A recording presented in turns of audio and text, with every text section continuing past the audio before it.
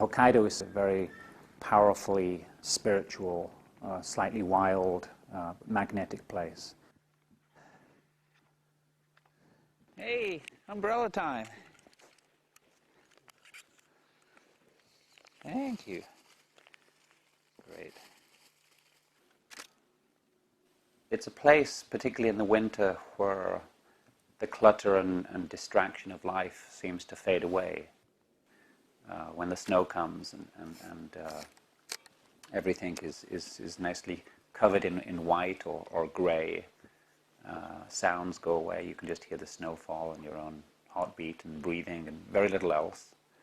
It's a very quiet, meditational, calm place for me. Even in the midst of a storm, it's a wonderful place to come to ground, in a sense, after being in the usual hurly-burly life that we all lead.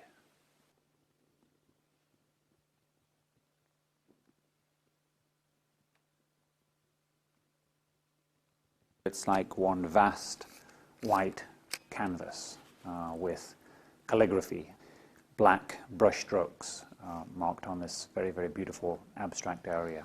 It's a very, very expansive place. And it's a place that I find that I can breathe, and I can think, and I can float in my imagination.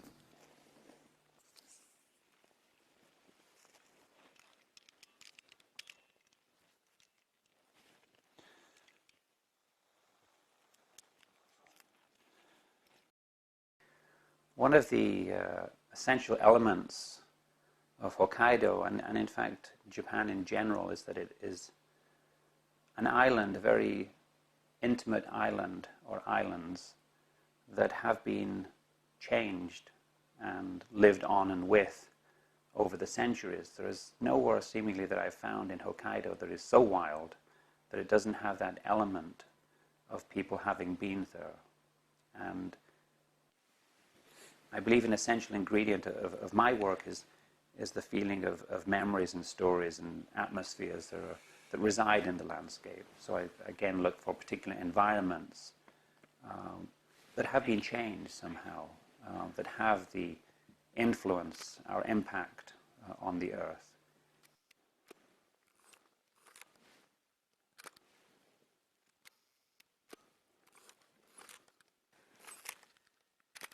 In a sense, I impose the way that I see, the way that I feel, the way that I connect on the landscape here. So I look for certain things.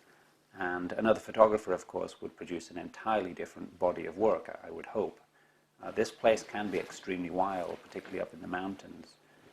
And my vision, I think, is more of a domesticated landscape, in a sense. It's more of an intimate landscape.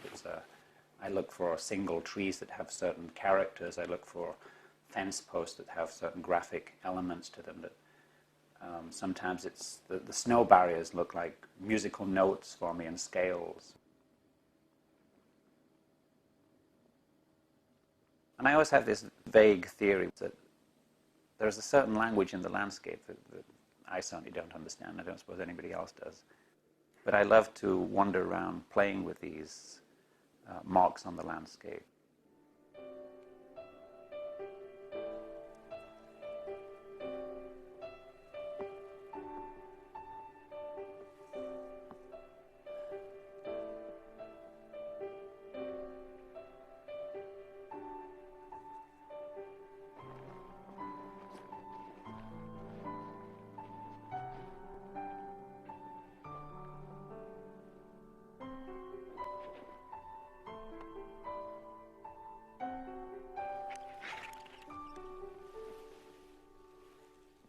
It's rather nice when it becomes very abstract, more and more simple as I worked through it.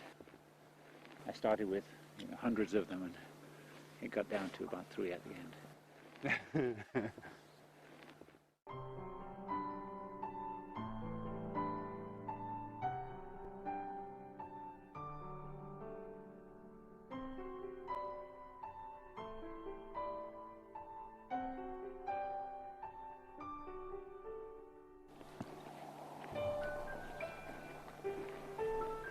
Time for tea.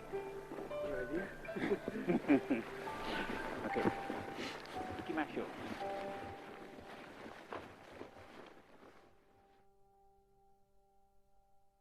There are so many ways you can photograph the same subject matter, and I often spend an hour or two just with one tree.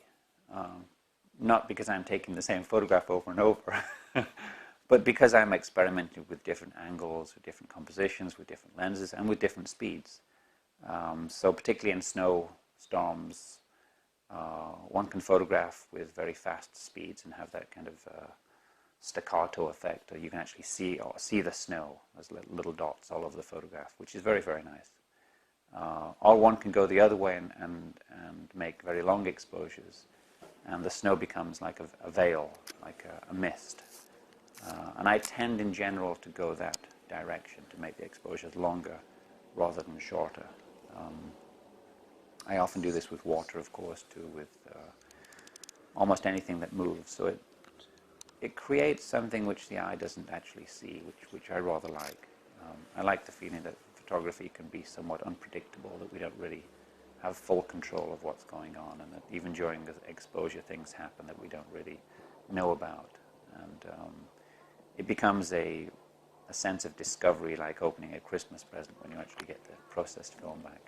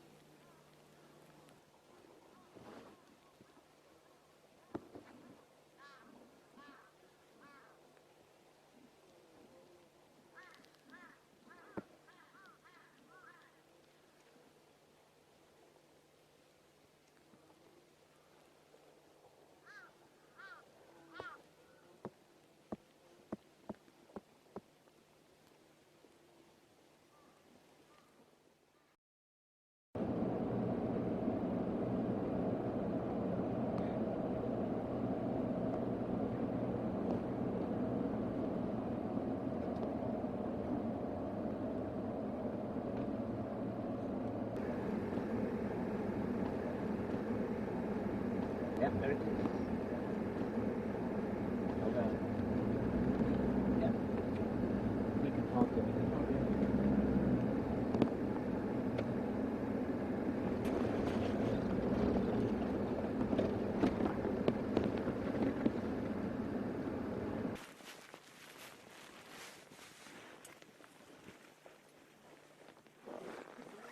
Okay.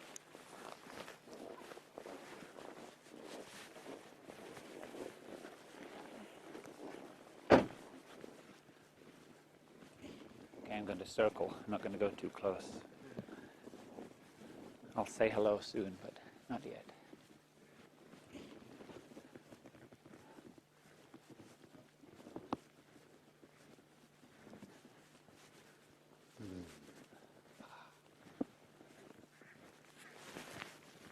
Pardon? The lake is not frozen.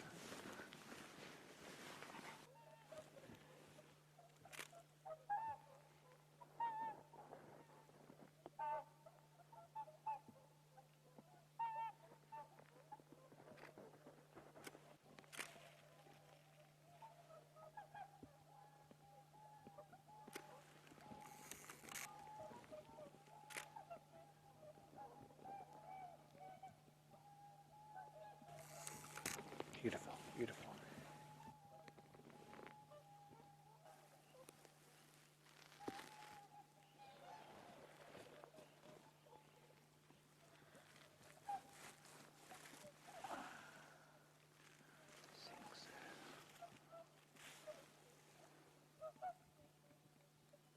There is one particular tree on the lake of Kushiro, which I first stumbled on in the winter of, in January 2002, I believe. So I've probably visited it, I don't know, a dozen times since then, at different times that I've been around Kushiro. When I first photographed it, It almost had the feeling of being a bonsai tree. Very stark, very scaleless, very beautifully Japanese in its way.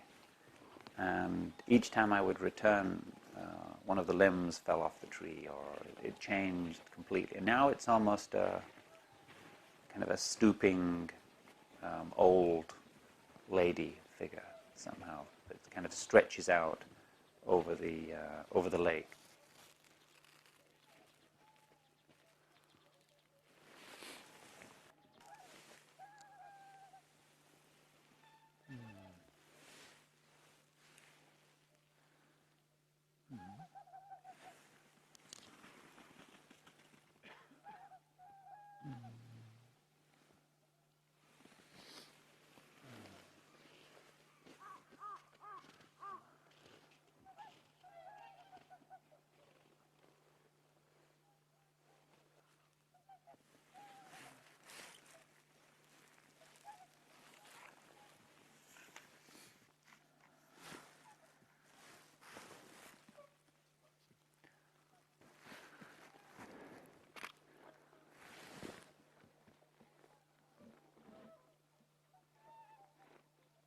I do feel that I'm photographing as a portrait photographer when I talk to the trees and I photograph the trees. I like to think that I'm not a paparazzi, that I run in, snap a picture, and run back out again. I don't think that's fair. I wouldn't do it with a human, so I don't see why I should do it with the landscape. With trees, as with humans, the more time you meet them and become familiar with them, the friendlier they are. And the more you know about them, the more subtle and deep the relationship becomes.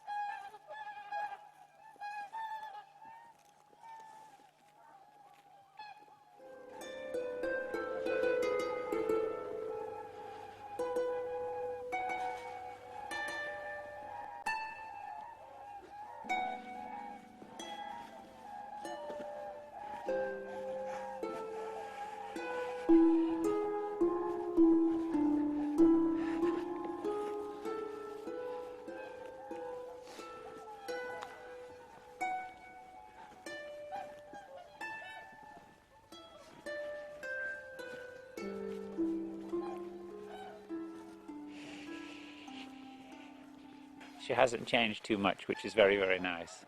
I don't see any limbs have disappeared, and curiously the same as 2 years ago, which is great. It's a very sweet tree. It really is. It's very beautiful today too. And the lighting was absolutely gorgeous. Very, very fortunate. Because it started out, I was thinking, first of all, we got up too late. Secondly, the sun was coming up and there was no clouds in the sky. And then one of those wonderful occasions when the mist just enveloped the whole place and the background became very subdued, quite veiled. And the tree was quite majestic, as it should be, as she deserves to be. Yeah, so it's a wonderful morning. Wonderful. Yeah.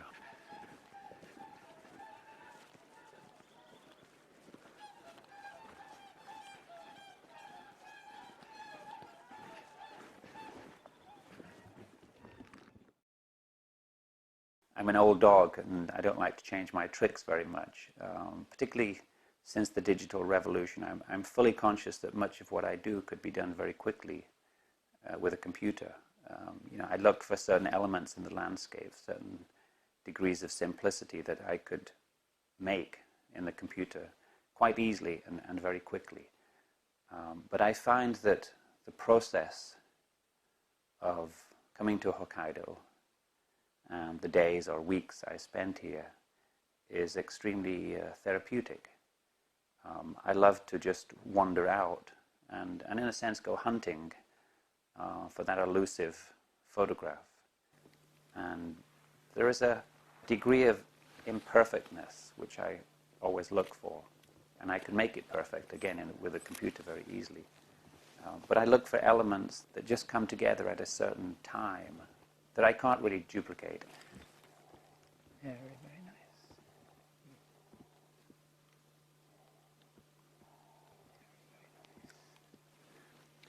Okay. 9, 7. The job of a photographer is not to produce decoration for other people's walls and homes. It's a real voyage of discovery, and I think it's an authentic way to go through life. It's a way of discovering things, finding things, experiencing things. And to be in the middle of an amazing snowstorm and to be waiting, for the sun to come out from behind those clouds and just produce this ray of light is quite remarkable. Sometimes it happens, sometimes it doesn't, but the fact that you can wander off for 2 or 3 hours in snowshoes and the weather changes and the snow comes down, the light comes out, and you're finding things or you're not finding things. It's all part of the process. It's just a wonderful way, in a sense, to go through life, as opposed to just trying to produce and create photographs. It's not completely about that.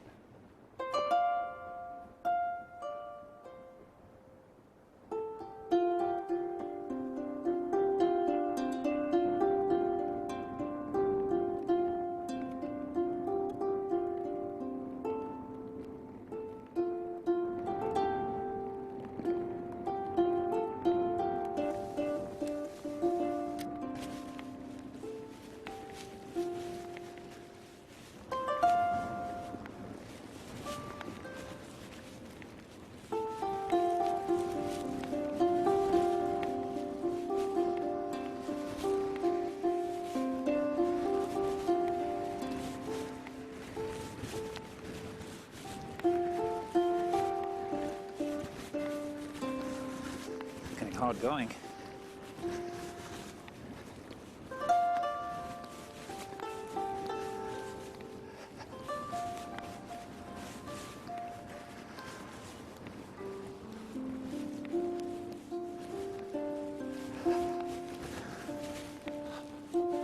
いい天気です. It's great.